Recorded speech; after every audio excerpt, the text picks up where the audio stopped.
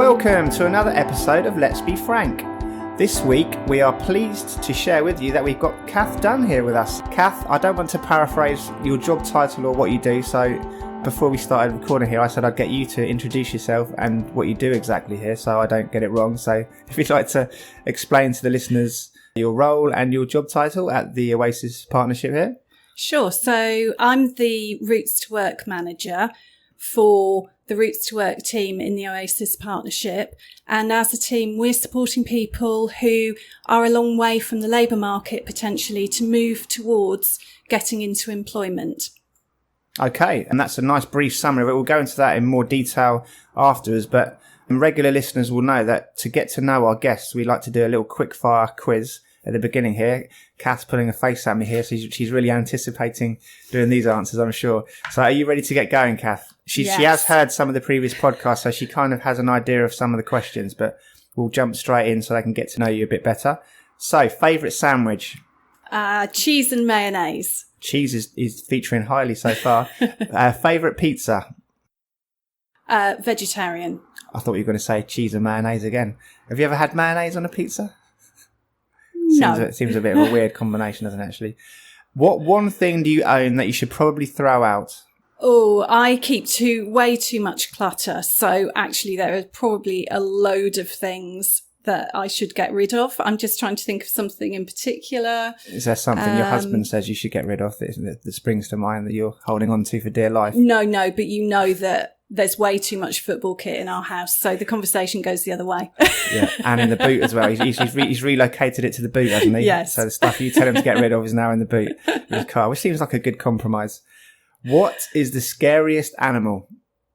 I'm going to say I don't like anything that kind of slithers or scuttles. That's half the animal race wiped out on Kath's perfect planet. Apples or oranges? Oranges. Tea or coffee? Tea.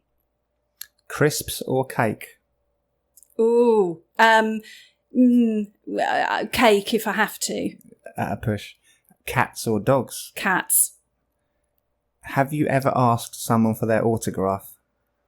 Yes. And can you reveal who it was without embarrassing yourself too much? Well, we went to see a play a little while ago, and it was basically the cast of Death in Paradise. So, did you get them all? Did you? It was multiple autograph time. Yeah.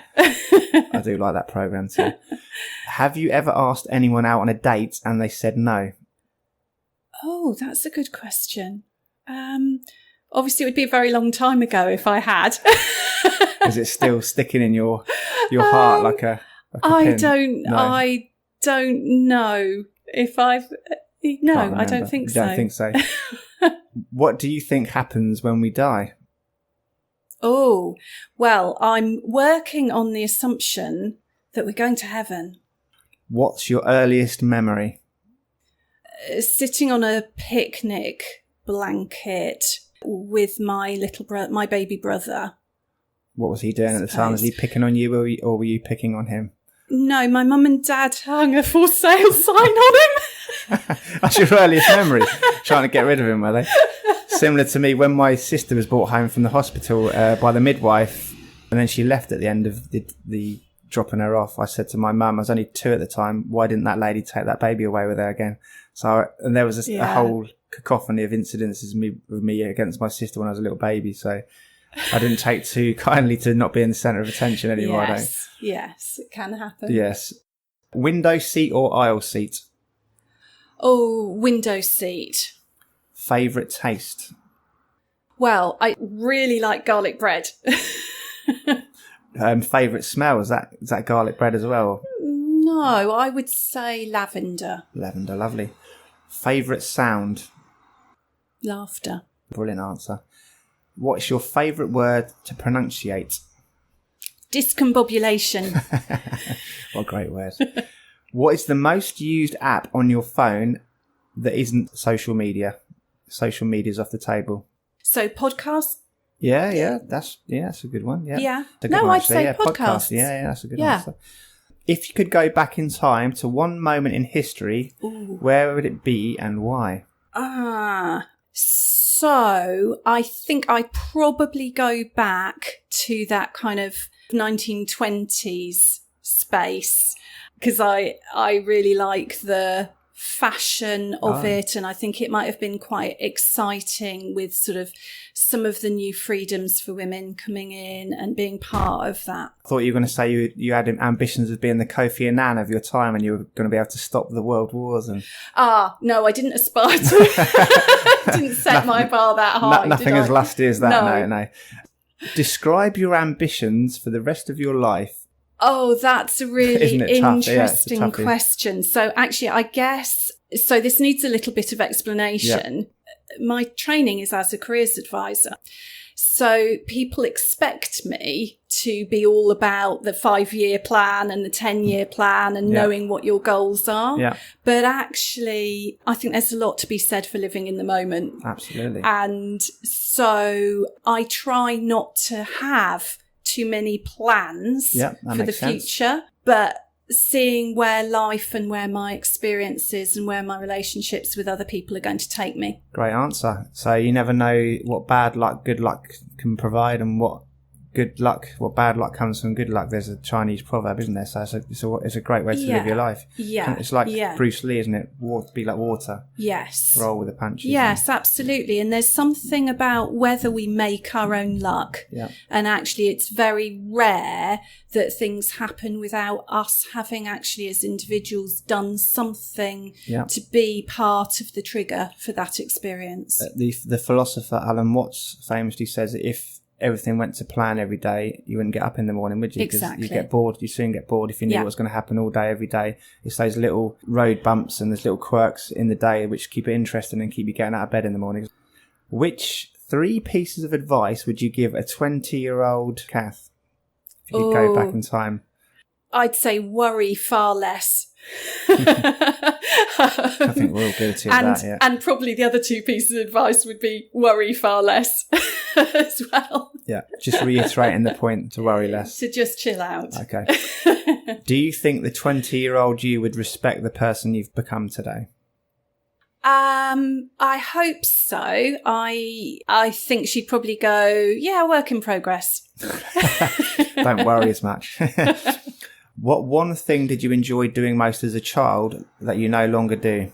So I was lucky enough to do a little bit of horse riding when I was a kid, and I don't know how I'd feel about that now, but I do kind of have a memory. I wasn't very brave as a child, so I wasn't one that was always, jumping off the highest thing or running as fast as I could, but riding and going over jumps was something that I could do and did do. So I would be interested to know whether that was still something that was fab. One of the groups that we offer here at Oasis, there's some equine therapy sort of groups, isn't there? There is, yes. If you'd like to tell the listeners a little bit about that, Kath? Or? Yeah, so this is something we're working in partnership with a local stables, and they've set up a program which we're supporting them with where people who want to develop their confidence and their self-esteem might feel that it's easier to start by interacting with horses instead of humans, and that actually that might give them a little bit of courage in terms of communicating more widely. And there's just been a trial with a small number of folk on that who've really enjoyed it, found it a really positive experience, and are hopefully going to come back for more sessions. So sounds really great. We've had a few comments saying that they're quite intimidated because the horses are quite large and stuff, but as they have smaller horses over there as well to kind of combat. If you do have a bit of a fear of the size of the horse and stuff, they have lots of smaller horses too, so you can get involved without get closer to the animals without having to worry too much about that. On a scale of 1 to 10, how much do you regret agreeing to do this quiz today? No, I'd under 5. Under 5, good answer. It's all about making your guests feel comfortable, so I'll take the 5. This is a bit of a dark one though. What phrase or saying would you use on your headstone to best summarise your life? You've got a quirky little phrase that you think sums up the essence of Kath perfectly. Muddled through and did my best. They're great words, actually. Great words. Which one question and answer would you delete from today's session? if you had the choice? Oh, I'm going to need to listen back. I hope I get editing right. You do. You get full editing rights indeed. So I know a little bit about you, Kath, obviously from working with you here. So a bit of trivia for the listeners. We started on the same day, didn't we? We did indeed, so, yes. And I didn't realise it was your first day until a couple of days into it. I thought there was this person who I just met who was like really deeply involved in the business, and she'd been here a long time. And it was only after a couple of days that you said that was actually your first day as well. So we met, and our journey at Oasis here has been a similar time period now. Yeah. So for the listeners, if you'd like to sort of tell everyone a bit about your background, first of all, Kath, what led you up to the time before you worked for Oasis, what you were doing, and what sort of led you to the role? Sure. So as I mentioned, I'm a careers advisor by training, which means that I absolutely love supporting people to make, as far as possible, their own choices about what they'd like to be spending their lives doing. And that doesn't mean you have to have one plan and stick with that plan. I think lots of people still think of careers advisors as being somebody who says, what do you want to do when you grow up? Yeah. And actually, as we know, you can go through life and have lots of different roles and lots of different experiences, and you continue to grow and develop through all of those. And I think it's a real privilege, a real honour to support people on that journey. And that's essentially what I have done actually since I qualified as a careers advisor, which was pretty soon after I graduated from university. Yeah. So it's quite unusual, actually. A lot of people come into this kind of profession having done other things first, whereas I identified actually through talking to a careers advisor and saying, what is it that you do? Yeah. I thought, this is what I want to do. And so for the last 30 years or so, I've been doing variations of that. So I've worked for a careers organisation. I've worked for a university. I've worked for a further education college. Yeah. I've worked for different charities, often supporting people who perhaps are having the greatest struggles in terms of moving into employment. So perhaps people who have an additional need or have had an experience in their lives that has temporarily, I hope, put them off track and need that little bit of a helping hand to get them back on track. Yeah, so it's a lot about building their confidence and transferable skills, isn't it? Some of the conversations we've had, that some of the skills that you pick up in everyday life and in some of your hobbies and interests that you can transfer into the job market. Yeah.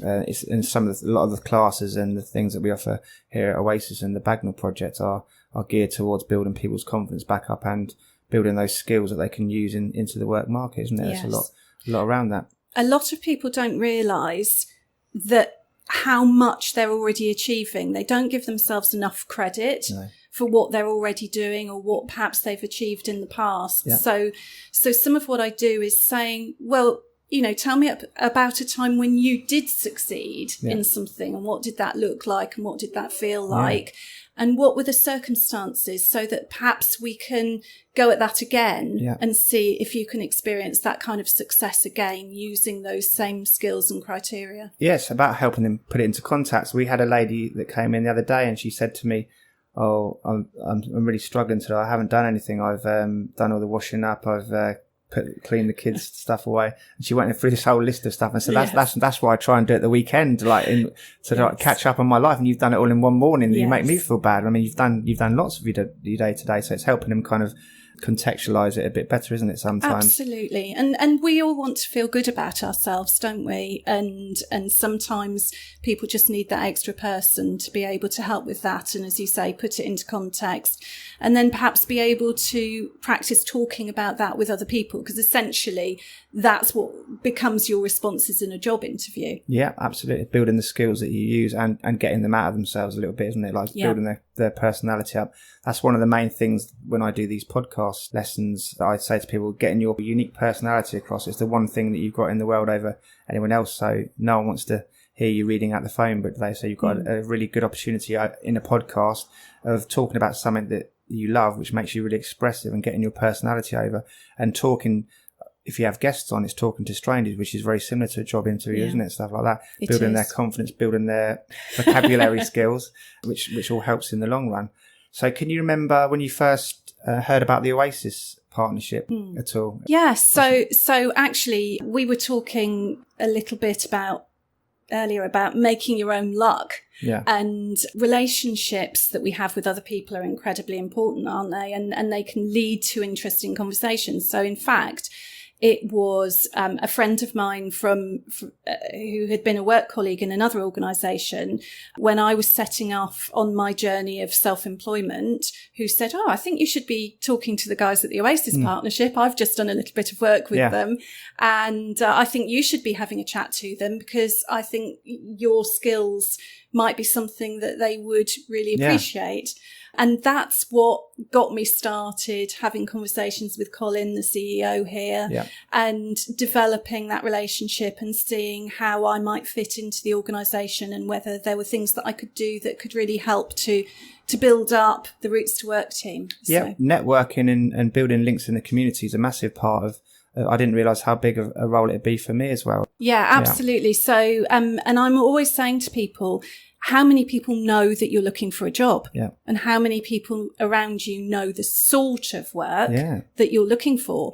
Because actually, despite all of the other ways that we look for work and look for things to do with our lives, actually a lot of those opportunities still come from people we know, friends and family. Absolutely. So that's part of it, is actually just kind of telling people what it is that you want to be doing. Yeah, there's a certain stigma, isn't there, to still, I think, when people say you're unemployed, but there could be a myriad of reasons as to why you're unemployed, and especially coming off the back of the pandemic and stuff, with businesses cutting staff left, right and centre. So there can be a certain stigma about it, but the more people you tell, I mean, that people over here, and they find that you're, as you say, like looking for work, and then a lot of jobs come about from word of mouth, don't they? I mean, I've picked up several jobs from word of mouth. You know, I've been offered jobs, you know, down the pub or at the football, and they say, you're looking for work, aren't you? And then they sort of, and you get so many opportunities that way, don't you? Interesting ones as well. Might not be the way that you thought life would go, but as you say, that's what keeps it interesting, isn't it? Going down those routes. It's an adventure. It is indeed. So if people want to find out more about your specific part of the Oasis Partnership, a specific part of the website, or do they go to the main website? Where's the best place to find out further information? Yeah, absolutely. So there's a referral form on the website. So check us out, or just phone the main number that's also on the website, and you'll be put through so that I can follow up with you. And it will be me that follows up to check out the best way that we might be able to support you. And we've got branches in Wickham, Chesham and Aylesbury as well. So we cover all those areas. So is it just for the unemployed people, or is it for people that are looking for work, that may be in employment and they're maybe looking for a career change or anything like that? Do we tend to get involved? So our main focus is on people who are currently out of work. Yeah. And that's just because we want to spend as much time as possible with you as a person, and you know, we need to have that time to be able to do that. We'd love to do more, so we're always looking at opportunities to get funding in so that we can actually increase the number of people that we can support. Yep, and a lot of the people that do come in to see us to seek job support, then we kind of help them in other ways, don't we? We can sort of steer them onto other things to get them engaged in the community, and to build their confidence back up and to increase their skill set for their job seeking. But a lot of people that we've had in the building here that engage with my podcasting or my music sessions have come in through your department downstairs. So it's quite a good way of getting engaged in the community, isn't it? Just come in and we'll see what we can do to help you find work and engaged in community and feeling less lonely and more involved. So you can find out more on the website there. There's a referral form. It's actually on the first page. So the second tab down, there's a little bit of a blurb at the top there explaining what our aims are as a charity. But then the second tab down, so it's nice and easy. There's a big button there that you can press and just fill in a nice, simple referral form, whether that is interested in the Roots to Work, or if it's interested in any of the other classes or schemes or practitioners that we offer here at the Bagnall Project, or across the county in Aylesbury, Wickham or Chesham. You can find out further information on the website. Now, before we go, those regular listeners will know that we've launched a regular feature, Kath. Are you ready for this? The fear in her eyes at the quickfire quiz has just intensified. So the regular feature we like to call 3 for Freedom, which is a book, a movie and an album/song or an artist that has inspired you during the following periods of your life. So the first one is your childhood, then as a moody yet impeccably cool teenager, Kath assures me she was. And thirdly, as a moody yet undeniably cooler adult.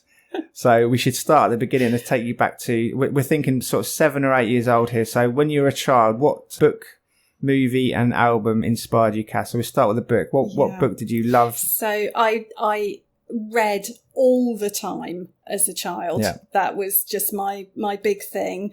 I struggle to think of sort of one particular book. I'm not sure about it being inspirational, but I loved reading Heidi. Oh, awesome. And is that the movie you're going to plump for as well? Do you know, I struggled to think of a movie from my childhood. Nothing really sort of, I don't think I was a great movie watcher as a child.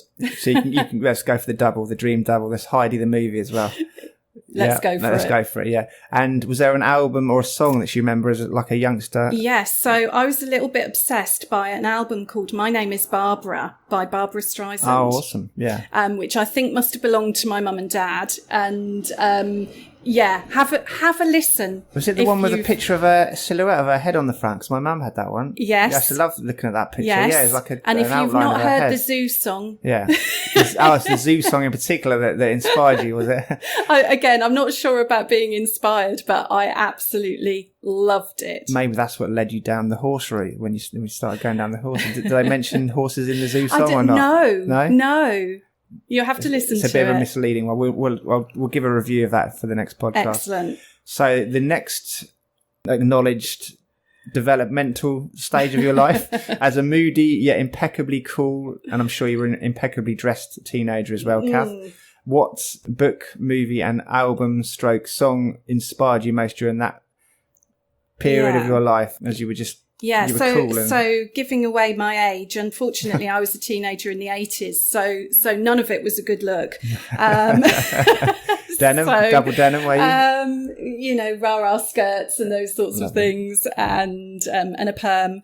You had a perm, did you? We've got to see this. So not sure on the book front, but obviously the movies were things like Pretty in Pink and St. Elmo's Fire and all of those. Again, not sure that they were terribly inspirational. I might look back on them. Some of them don't deserve a rewatch, I would suggest. Did you have a bit of a divert when you were a teenager away from books then? So you started your love of books and then you came back to it? Yeah, I think again? I think I was still reading a lot. I'm just not sure that anything is particularly stuck. Because you were ingesting so much information through the books. And obviously album-wise, we're talking Wham. Yeah, Wham, yeah. And Kath revealed earlier that Andrew Ridgeley was her favourite. It wasn't George Michael, was it? Because she felt a bit sorry for him as he was the underdog. In the two-man band, there's got to be an underdog, isn't there? What did he actually do with his career afterwards? Did he ever have a solo career? I think he owns lots of racing cars. Oh, right. I think he's on the, I don't know if it's the F1 circuit, but he funds racing cars, I think. Did he ever have any solo material, or did he write songs? No, nothing? No. Just he rode the whirlwind and then bowed out of the industry. I don't blame him. And now, a book, a movie or an album or song that's inspired you as an adult? So there's a fantastic book called Alive at Work by Dan Cable. Yeah. And I got into his work and his speaking. He has a podcast as well called Squeezing the Orange. And I saw him speak about his book, and then I got his book, and it's all about enjoying yourself at work and being the kind of manager of teams to help other people enjoy their work as well, and to live your best life in your workplace and outside of it. Yeah. So it absolutely speaks to everything that I care about. A movie, is there anything? I know you're a big film fan, aren't you? Yeah, so I have family who are all obsessed by films as well. So I watch lots of things, but I always go back to, this could have been my book as well, because it was a book to start off with, but it's a film called Enchanted April. Oh, would you like to tell the listeners a little bit about that film? What's it about? Well, it's actually sort of about again, going back to my kind of favourite era, it's sort of set, it's a bit of a period drama. Women who actually take a brave decision to go. They're not friends with each other beforehand. They, for slightly random reasons, agree to go on holiday to an Italian villa, and they sort of resolve lots of relationship issues and become braver as a result of their experiences there. And it's beautiful. The $1 million question, what was better, the book or the movie? Well, in this instance, I saw the movie first. So, and as I say, it's one of these, it's comfort viewing for me. Yeah. But the book is fantastic too. Excellent. Now, the last but not least, what is there an album or a song or artist that has inspired you most recently? Is there anyone that... Okay, so I have two. Good. Oh, there we go. Yeah. So I'm going to give you, and in fact, we went to see him on Sunday night. So, Joe Jackson. Oh, yes. The Night and Day album. For anybody who doesn't know Joe Jackson, he's probably most famous to a lot of people through the kind of songs in the 80s. Yeah. But he's an incredible pianist, incredible musician. I think probably one of the few artists that I can go and see him live and it just brings me to tears. Oh, excellent. The beautifulness of his music. I was hoping you'd say Police, because a police siren just went past, didn't it? And even I can't edit it that perfectly. So imagine if you'd have said Police at that time, or Sorry, Sting. Yeah. I didn't say that. And my second one... You missed your cue, Kathy. You missed your cue. What's the second one? So I'm very into a pair called Harry and Chris, who are not terribly well known, I suspect, to a lot of people. Harry Baker is a spoken word artist, and Chris is an extremely accomplished musician, and they are absolutely amazing and fitting in with my career of choice. One of their songs is What Do You Want to Be? So as it's a podcast, no one can see us, so I could tell everyone that you're wearing a Harry and Chris t-shirt. No, she's not really, but no, I'm not. If Harry and Chris are listening, she's a number one fan. But I do have you do have one, Chris t-shirt. So if you see anybody walking around with a t-shirt that says "You're a flipping 10" on it, then that's without the perm. Fan. You got rid of the perm, didn't you, in the 80s? So the perm's now gone. Thank you very much for joining us today, Kath. Is there anything you'd want to say to the listeners before we close off? I think you know a lot more about me than I was expecting to share. That's a sign of a good podcast in my eyes. Thank you very much. So if anyone wants to find out more about the Roots to Work, as we touched on briefly before the 3 for Freedom section there, you can go to the Oasis website, which is www.oasispartnership.org. And on the homepage there, second tab down is a nice referral button there. So if you do need any help with job seeking at the moment, we can put together a package that we help them find a job that they want to stick with rather than to... It's about being your best self and doing something that feeds something in you, even if it is also the thing that you're doing because you need to be paying the bills like we all do. Yeah. So it's about trying to get that pleasure out of the way that you're living your life. We provide support for them to search for jobs, to update their CVs, maybe their LinkedIn profiles, and stuff like that, all kind of skills that are going to help them sort of build their confidence and find a job they really want to do rather than one that's just, paying the bills kind of thing. So you can find out further information on our website and indeed on there about all of our other stuff that we do, including podcast lessons, music lessons, our weekly coffee groups and all kinds of stuff like that. So visit that website. It's well worth a visit if I do say so myself.